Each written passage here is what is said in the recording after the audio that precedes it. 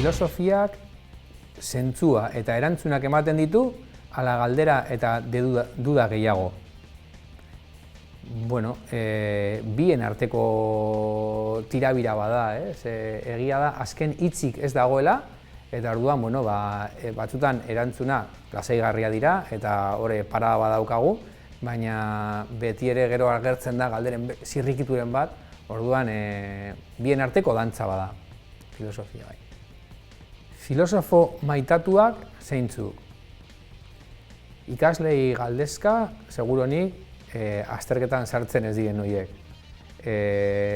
Nire aldetik boladaka joan naiz, ez? Eta, bueno, azken aldian Byung-Chul Han, pentsalari korearra irakurri izan dut nahiko, noren agertzen liburua bebai gustoko dute Bakardadearen mendea, eta Agustin Arrieta, Gaueko eztabaida liburuan, nire irakasle maite izan zen eta oso gustora irakurtzen dudan beste filosofoa da. Emakume filosofoak ahaztuak ala ezabatuak izan dira. Ahaztuak batez ere, eta orain badago gogorazteko tarte bat, ez? Ez bakarrik izen propio gehiago eta hori bebai gehitzeko, baizik eta agian, pentsatzeko modu berriak eta gai berriak ere eskuratzeko. Hala ere, Sokratesek otoruntza, elkarrizketa klasikoan dio, ikasi duen guztia Diotimak irakatsi diola. Orduan, hor daukagu, bere testigantza bat, nahiz eta Diotima hori buruz ezer ez dakigun, ja filosofiaren jatorrian, zelan jartzen duen berak, emakume horren izena, bere irakasle gisa. Pantailen aroan garai analogikoen nostalgia, bada niretzako galdera arriskutsu bat. Ez nuke nostalgian jauzi nahiko, ez dago paraisu galdurik, ez dago nora bueltatu. Egin behar duguna, tokatu zaigun munduarekin batera izango da. Orduan, bueno, ez da inbeste urrezko garaiak, aintzineko urrezko garaiak topatzea, ez direlako egon, baizik eta garai bakoitzak dauzkan zauriak eta minak elkarrekin partekatzea bizitza bizigarriago baten alde. SMS-a, posta elektronikoa, ala gutuna nahiago. Mandamendu hipermodernoak idatzi ondoren, gutun bat heldu zitzaidan.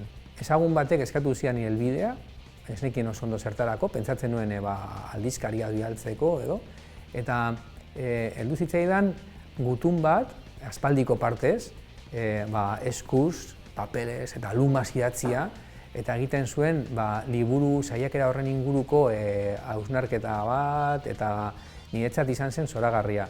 Egungo busoietan fakturak, propaganda eta besterik ez dago.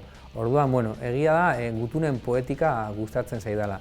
Gero, posta elektronikoekin nahiko gainezka gaude, eta uste dut dagoela komunikazio asko, baina komunitate gutxi, ez?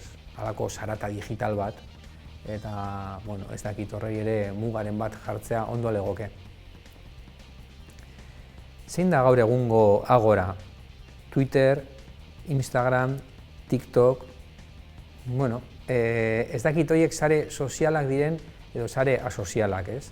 Zenbat elkartzen gaituzten eta zenbat urruntzen gaituzten.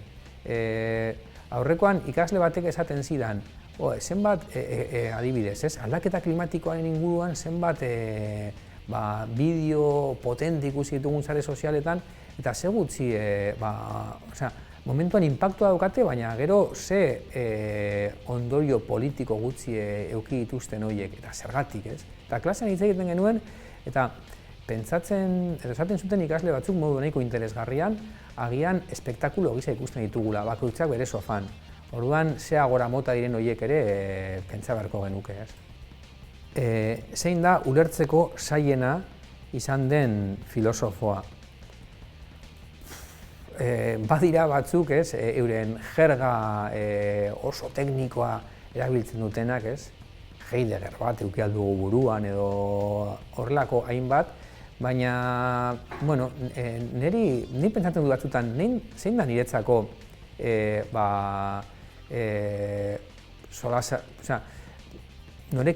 norentzako edo norekin egiten nahiko nuke filosofiaz, eta askotan burua atorkin nire amona. Nire amona gustoko zuen hitz egitea, nahiko modu filosofikoan, eta orduan akademiatik kanpo ere, nola bilakatu nahiko modu herrikoian, ulergarrian, edozein pentsalari, horrek uste du daukala